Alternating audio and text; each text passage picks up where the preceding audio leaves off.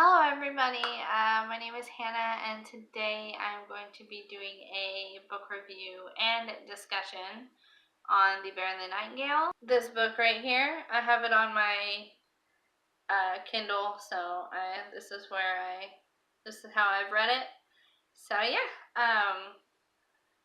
I'm going to be doing I'm going to put this down because I don't want to hold it up. There are questions in the back of the book, which I think is amazing, and so I'm going to just do a little discussion over the questions that I see. So, The Bear and the Nightingale was written by Katherine Arden. This is her debut novel, which I think is just freaking fantastic because this is like one of the best books I've ever read, personally, at least writing-wise. Like, this is probably the best author that I have ever read. I think that her writing is so gorgeous and so magical and phenomenal and majestic, and I love it so much. It writes like a fairy tale. It feels like you're there as she's writing. Well, it is actually based upon, I think, a fairy tale. I don't know which one or if there's any specific story from Russia that this is based upon, but it is based upon a Russian fairy tale, and the author researched everything. I think she took Russian classes or something like that. But yeah, so it was seriously so easy to feel as if you were there, as if you were in the book or in Russia or in Moscow. I mean, her descriptions and her visuality were just like on point, and it was just yes. Oh, she was able to make something as mundane or just like regular life-ish as just walking in the snow. Her writing was able to just make it so much more than what it really was, and I just really liked it. I love this book. It's not a very big book. It is, I have the other one, The Girl in the Tower, and this is the length. It's like 360 pages, and the Bear and the Nightingale was just like a little bit shorter. But yeah, so it's not very long. It's told mainly from the point of view of this little girl named Vasya for short. But I think there are 5 different point of views in this book, but it doesn't change every chapter or anything, so it's really easy to keep up with. So another thing about this book is that it is very character-based book. It is not. The plot doesn't really start, if I can remember correctly, the plot doesn't really start until around page 150 to 200. I don't really know. But the build-up, I was okay with.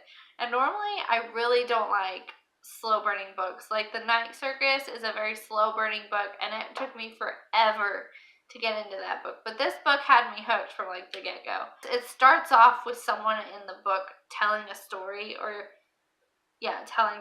and it's just like, it was so beautiful, and I was like, oh yes, I'm gonna like this book. I think that all the characters are very three-dimensional characters, I think, except for one, who obviously I don't like, but I really, really enjoyed the characters in this book. She lives with a lot of family. She has, I think, 3 brothers, maybe 4, I don't remember. So a lot of brothers, 2 sisters, her stepmom, her housemaid or something like that, and her father. And there were a lot of conversations and just a lot of build up. This book takes you through her whole life, so you just get to find out who Vasya was, how she was treated, why she is the way she is, why people treat her differently, things like that. And I don't know, it was kind of slow burning as far as plot goes, but the characterization was really good, I thought. Yeah, so I'll tell you a little bit about the book now. So like I said, this book is about a little girl named Vasya for short. And she has magical abilities to see these creatures that people call demons, that are around the village and around the house and around the stables and things like that, and in the wood.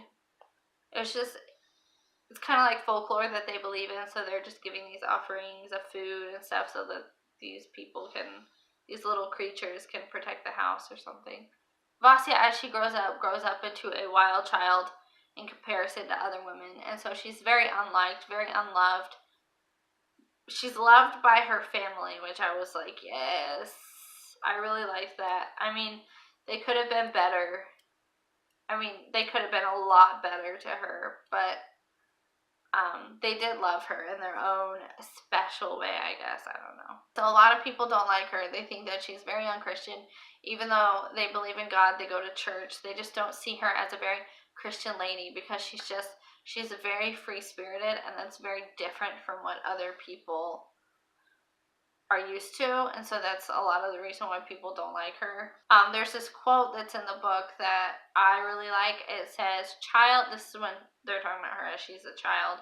It says, child though she was, she blazed with the strength of her own mortality. And I was just like, oh my gosh, that's such a good description of her.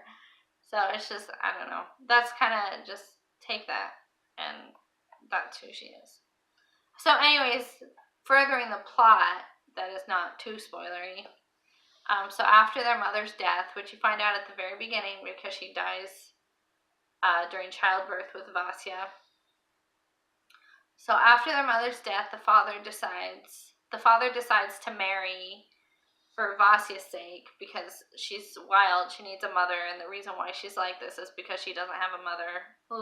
Whatever, which is like BS because I mean, she's allowed to have a personality. So he brings back a woman named Anna, and she actually makes the household stop giving these creatures that Vasya can see offerings and things like that, because for reasons I won't go into because it's too spoilery.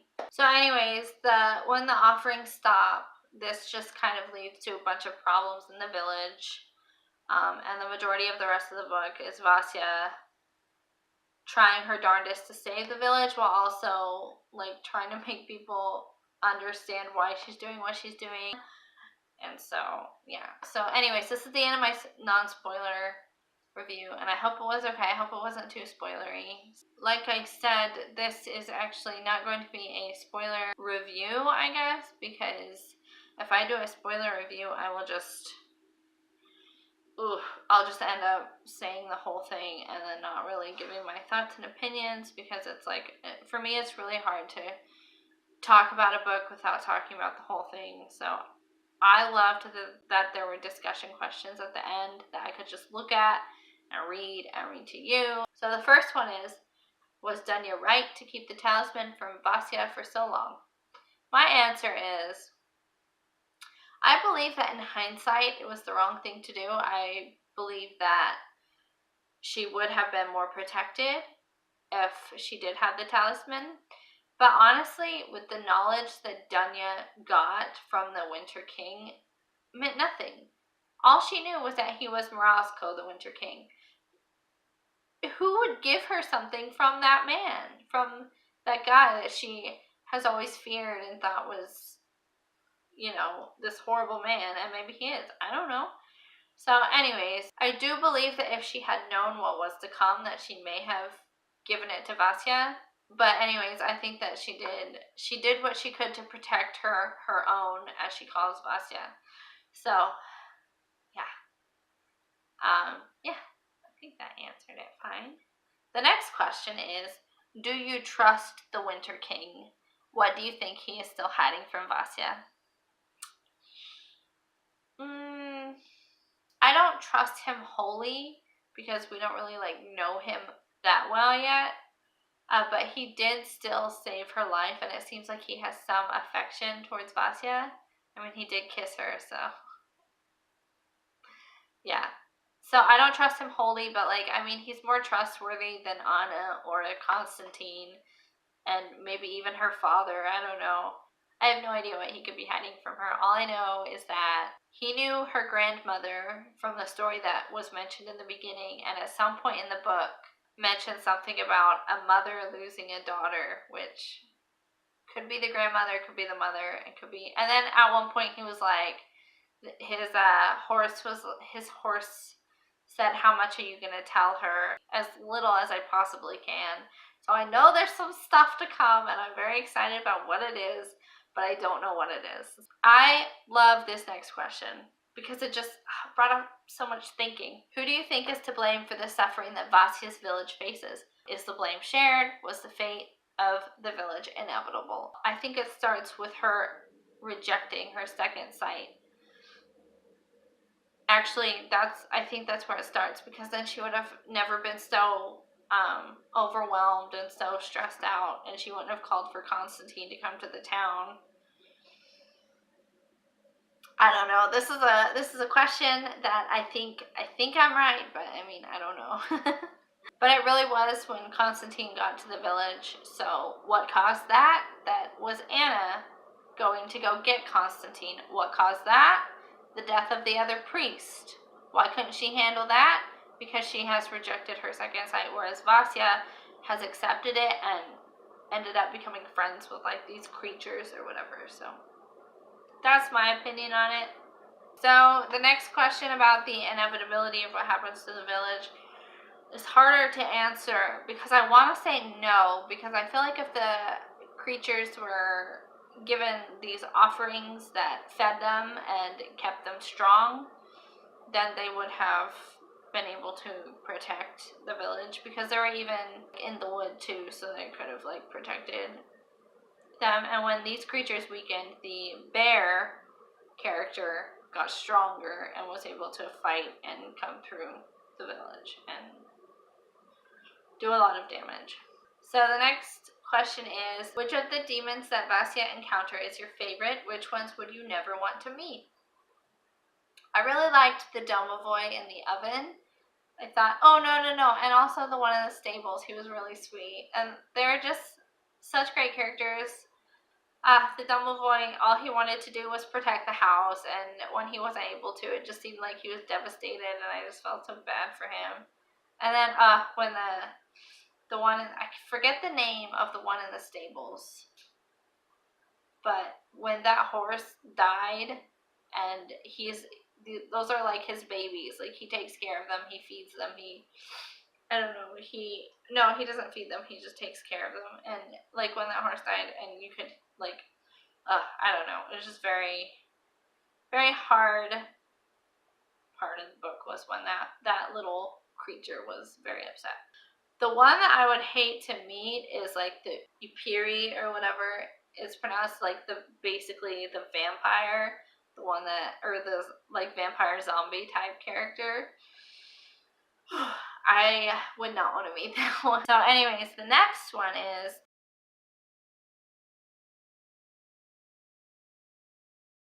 oh man, this is such a good question. Okay, well, it seems that Vasya is Vasya, and she's gonna make decisions for herself, and it seems really random. So I would say that like choices are a big part of her life, but also a lot of people already know like what's going to happen in her life. So unless her life does not follow like the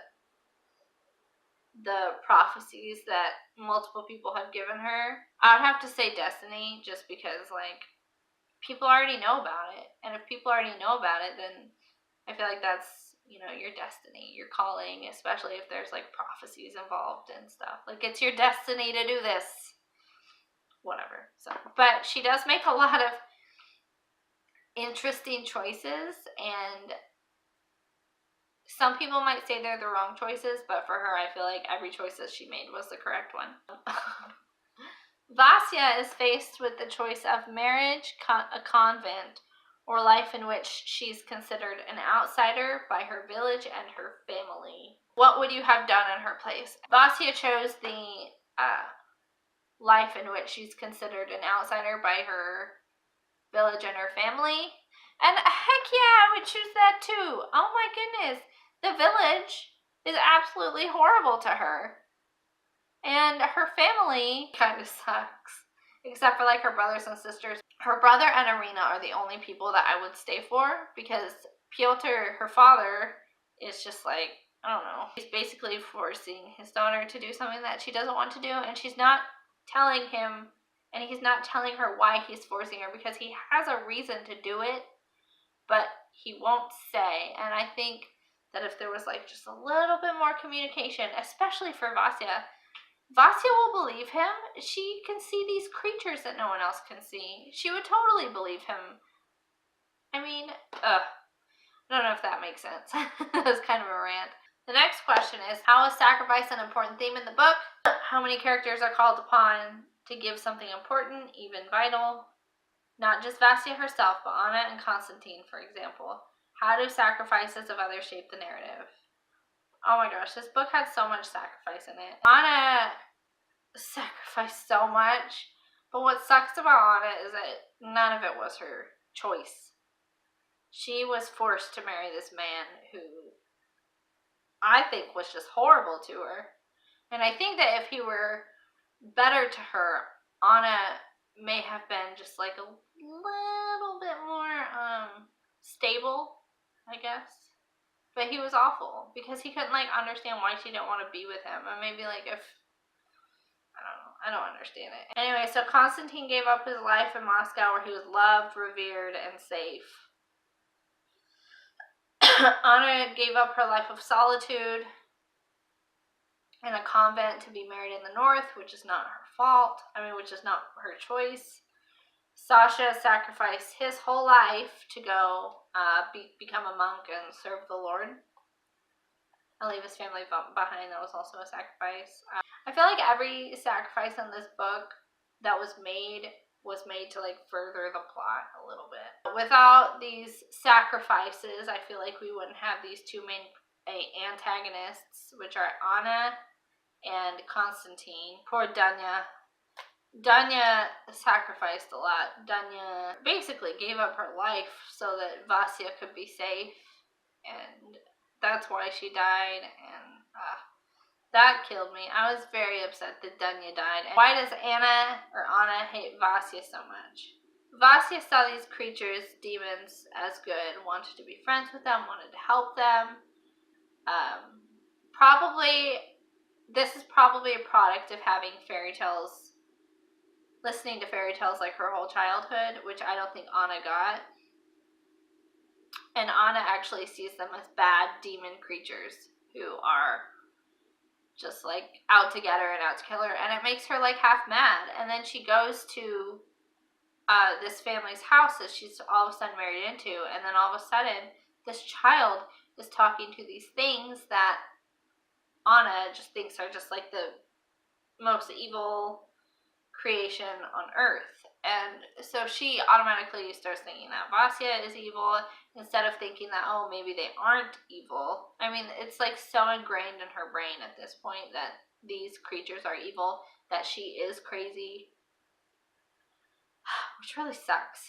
So also, I feel like it might be a little bit of jealousy because Vasya is unafraid of something that has taken a hold of Anna's life and conscious for so long. One thing that bothered me is I hated the hate between Anna and Vasya. I wanted them to just like convene together and just become like this mother-daughter duo, I guess, that like is magical and can like kick some A later on, and that didn't happen, and I was just so upset. And I guess like it makes sense, obviously it does, and it furthers the plot, but I was just like, why couldn't they have been friends or like mother-daughter? I just felt like that would have been better for Anna too. Like I just want it for her, for that to happen. But anyway, so this is the question that I've been dreading. Not dreading, but I have a whole page written down on this question. And I just like it's gonna be a lot to talk about, and I don't know if I'm gonna get all my thoughts out, so we'll see. To what degree is the character Constantine sympathetic? No, it was really hard for me to sympathize with him. I never sympathized with Constantine, not even when he handed her the cross off his neck for saving his life. I was just like, you know what, you're just gonna like be weird later, so go. So one reason why I was not sympathetic to him is just from the very first moment that he saw Vasya, the things he thought about her in his head on the very first impression didn't even speak to her anything. They were horrible. And even like when he came to have like these weird feelings for her, I still hated him. And he was always unredeemable because no matter what, I felt like he was in this whole thing for the power, and I think that he just wanted, I think that Vasya was something that he could be triumphant over if like he won her over or something like that, and the fact that she didn't give into that like really ticked him off, and he just went right back to being like a complete A. So anyways, on to the next one. Does his passionate faith excuse his actions? And I would say no, because the way he talked, the way he acted, the way he sat and watched Anna beat her child and was just like okay with it, just like watching in this creepy manner.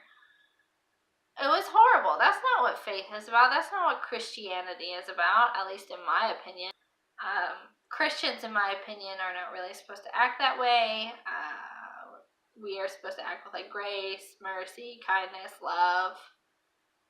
And he was none of those things at all. He was horrible. Oh my gosh. I think it's about priests because of how he treated people. I think at the time, he was who priests were, maybe. I think when it comes to the question, does his charisma conflict or complement with his vocation as a priest, I think that his charisma helped people listen. He was able to really draw people in and have them just fixated on himself. And that's what Vasya said. She said at one point, it is a cruel task to find people in God's name, but I leave it to you. And he becomes obsessed with her, and he can't like place these emotions, so he takes it out on her and he blames her. So does Anna. She thinks that like she's bewitched him with powers or something. So when it comes to the question about if he is an unwitting dupe or an unwilling player in his own fall, I think he was okay, so I think both, actually. I think at first he was a willing player in his own fall. He was willing to do anything for the Lord. He was willing to do anything to serve the Lord, and even if that meant like, I don't know. And then I think he became an unwitting dupe when the bear character came in and was like, hello, I am Lord. I am the Lord that you have always wanted to see. And I'm just like, and he didn't question it at all. I was like, what are you doing? Hi, lady. Hey. Okay, so anyways, I think I answered the questions. I'm not really sure. I'm really tired. It's really late. But yeah, so I think I answered everything. You know, you can discuss it in the comments down below. This was a very long video. So yeah, okay. Well, I will see you on next video. Bye.